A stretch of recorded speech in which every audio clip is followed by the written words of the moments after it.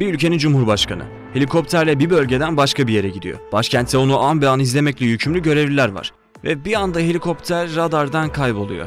O an neler yaşandığını tahmin edebilir misiniz? İran'da tam da bu oldu. Detaylara az sonra geleceğiz ama bu videoda herkesin gözünün bir anda üstüne çevrildiği Akıncı'ya değinelim istiyoruz.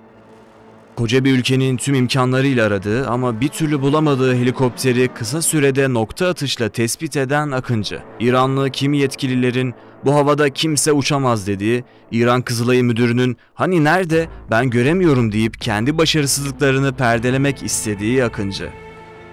Ve bu cümlelerden dakikalar sonra Cumhurbaşkanı reisinin nerede olduğuna dair tam koordinatları İranlı yetkililere veren Akıncı.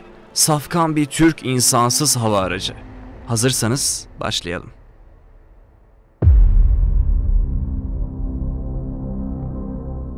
Azerbaycan-İran sınırı. Bayraklarla süslenen tören alanı oldukça hareketli. Azerbaycan Cumhurbaşkanı İlham Aliyev ve İran Cumhurbaşkanı İbrahim Reisi yeni açılacak baraj için bir arada.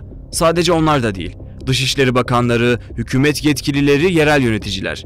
İki liderin birbirine son derece sıcak davrandığı anlara dair görüntüler artık tarihi bir anlam kazandı. Cumhurbaşkanı Reisi, Dışişleri Bakanı Hüseyin Emir Abdullahiyan, Tebriz Cuma İmamı Ayetullah Ali Haşim, Doğu Azerbaycan Eyalet Valisi Malik Rahmeti, törenin ardından alanda bekleyen helikoptere yöneldi. İran heyetinin bir kısmı helikopterlerle, bir kısmı karayoluyla dönüş yapacaktı.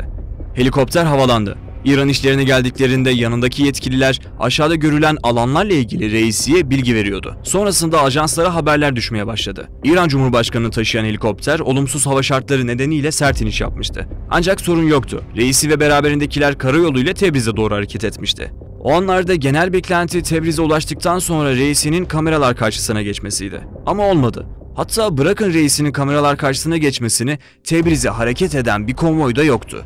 İran haber ajansları her ne kadar reisi iyi dese de batılı ajanslar farklı bilgiler geçmeye başladı. Reisi ve beraberindekilerden yanıt alınamıyordu. Derken bu kez İran İçişleri Bakanı kameralar karşısına geçti. Reisinin yanında bulunan isimlerden biriyle görüştüklerini, enkazın yerini tespit ettiklerini ve bir sorun olmadığını söyledi. Ülkenin resmi haber ajansı da reisinin durumunun iyi olduğunu, ekiplerin kendisine ulaştığını yazıyordu.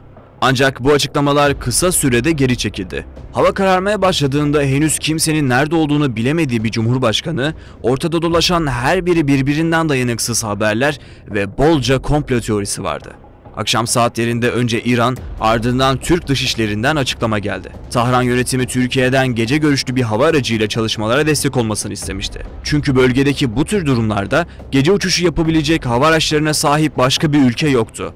Talep hemen onaylandı. Emir yazısı Batman'daki askeri birliğe ulaşır ulaşmaz Akıncı'nın motorları çalıştırıldı. Üzerindeki çok zorlu şartlarda dahi görüntü alabilecek optik gözetleme sisteminin son kontrolleri yapıldı. Her şey yolundaydı. Yavaş yavaş pist başına gitti. İki motorun ona verdiği eşsiz güçle havalandı. Sınırı geçmesi uzun sürmedi. Artık İran hava sahasındaydı ve ilk olarak helikopterin düştüğü sanılan yere doğru süzülmeye başladı. Bu sırada karadaki çalışmalar devam ediyordu. İranlı yetkililerin enkaza çok yakınız açıklamasının üzerinden 3 saat geçmesine rağmen tek satır yeni bilgi yoktu. Sahadaki ekipleri koordine eden yöneticiler hava şartlarının çok kötü olduğunu, kendi personellerinin bile kimi yerlerde kaybolduğunu duyurdu. Hava kararmış, sıcaklık düşmüş, her yeri dondurucu bir soğuk ve sis kaplamıştı. Akıncı hızla olay yerine vardı. Ne de olsa saatte 400 km hıza kadar çıkabiliyordu. Bölgeye ulaştığında önce yüksek irtifadan çevreyi taradı. İstese 40.000 fite kadar çıkabilen Akıncı o an 25.000 fit civarında uçtu. Gökyüzünde dairesel hareketler çizerken onu havacılık uygulamasında 200.000'den fazla kişi canlı takip ediyordu. İranlı bir gazeteci Akıncı helikopterin yerini tespit etti dediğinde herkes temkinli yaklaştı. İran kaynaklı haberler gün boyunca pek iyi bir sınav vermemişti. Yerdeki çalışmaları takip eden bir basın mensubu sahadaki yetkiliye Akıncı'nın helikopteri bulduğu iddia ediliyor. Doğru mu diye sordu. Arkasındaki sisli ve karlı vadi işaret eden yetkili, bu havada kimse uçamaz. Hani nerede Akıncı? Ben göremiyorum yanıtını verdi. Akıncı o sırada 15 fitin altına inmiş ve daha detaylı taramaya başlamıştı. Çok geçmeden üzerindeki gelişmiş sistemlere termal bir görüntü yansıdı. Akıncı'yı yüzlerce kilometre öteden kontrol eden ekip bunun helikopter olabileceğini düşündü. Daha da yaklaşıldı. Düşen helikopterin yaydığı ısıdan çok net görüntüler alındı.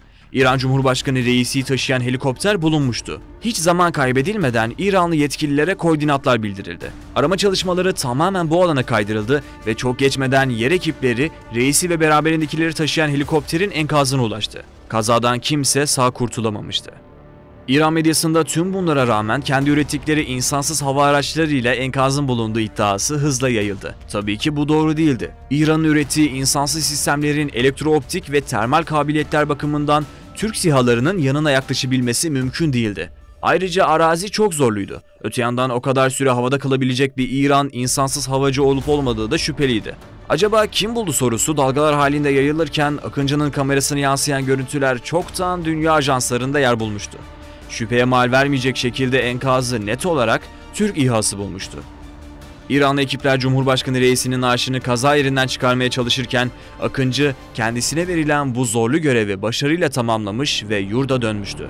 İnmeden önce Van Gölü üzerinde turlamaya başladı. Geceden bu yana uçuşu takip edenlere bir sürprizi vardı. Havada attığı turlarla ay ve yıldız çizdi. Kendisini ortaya çıkaran bu millete teşekkürünü bayrak çizerek yapmıştı belki de. Türkiye imza attığı bu işle insansız hava araçlarını bölgedeki en yetkin kullanan ülkenin kendisi olduğunu bir kez daha gösterdi. Türk SİHA'ları sadece savaş meydanlarında, terörle mücadelede ya da kritik nokta operasyonlarında aldığı görevlerle sınırlı kalmayacağını ortaya koydu. Ankara, elindeki hava araçlarını keşif, gözetleme, istihbarat ve artık son dönemlerde sıkça gördüğümüz üzere arama kurtarma faaliyetlerinde de kusursuz bir şekilde işletebiliyordu. Tabii burada atlanmaması gereken bir diğer husus da tüm operasyonun zifiri karanlıkta icra edilmesi. Türkiye sahip olduğu SİHA'ları gece uçuş yapabilecek şekilde donattı. Ankara'nın elindeki tüm İHA ve SİHA'lar kendilerine verilen görevi gece gündüz ayırt etmeden üstlenebiliyor. İran'ın neden Türkiye'den yardım istediği sorusunun cevabı biraz da burada gizli aslında. Gelinen nokta itibarıyla Türkiye'nin komşusu, bölgenin en önemli aktörlerinden biri olan İran'ın Cumhurbaşkanı helikopter kazasında hayatını kaybetti. Süpersonik füzeler üreten, nükleer bomba yapabilmesine bir adım kaldığı açıklanan, insansız hava araçlarıyla gövde gösterisi yapan İran, neden kendi Cumhurbaşkanına saatlerce ulaşamadı? Akla ilk gelenleri birlikte sayalım. Her şeyden önce belli ki İran'ın hava araçlarının gitmesi gereken daha çok yol var. Türk SİHA'ları kadar gelişmiş bir elektrooptik sistemleri yok. Her türlü hava koşullarında görev yapamıyorlar. Belli bir sürenin üzerinde havada kalamıyorlar ki burada zaman aralığının çok yüksek olmadığını söylemek gerek. Ayrıca çok geniş bir alanı tarayabilecekleri yüksekliğe çıkamıyor, çıksa da orada kalıp işi üretemiyorlar. Gece uçabilmek apayrı bir meziyet. İran'da gördüğü kadarıyla bunu da pek başaramıyor. Sadece bu da değil. Havadaki diğer uçar unsurlarla ya da yerdeki araçlarla anlık haberleşmeleri ve aynı dili konuşup konuşamadıkları da net değil. Yani İran aslında her şeyden bir parça üretmeye çalışmış ama günün sonunda tüm bunlar için bir ekosistem kurabilmiş mi sorusuna olumlu yanıtı vermek pek mümkün görünmüyor. Elbette herkes kaza mı, sabotaj mı yoksa başka bir durum mu söz konusu diye üzerine sıkça tartışacak. Cevabı şimdiden kestirmek zor.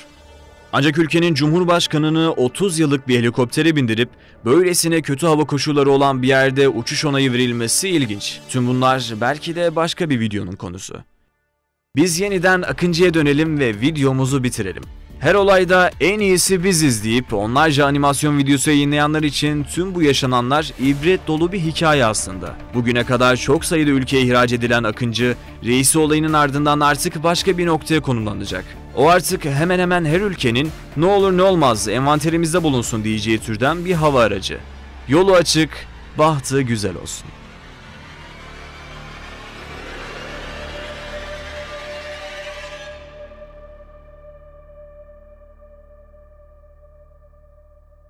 Bir ülkenin cumhurbaşkanı helikopterle bir bölgeden başka bir yere gidiyor. Başkentte onu an be an izlemekle yükümlü görevliler var. Ve bir anda helikopter radardan kayboluyor. O an neler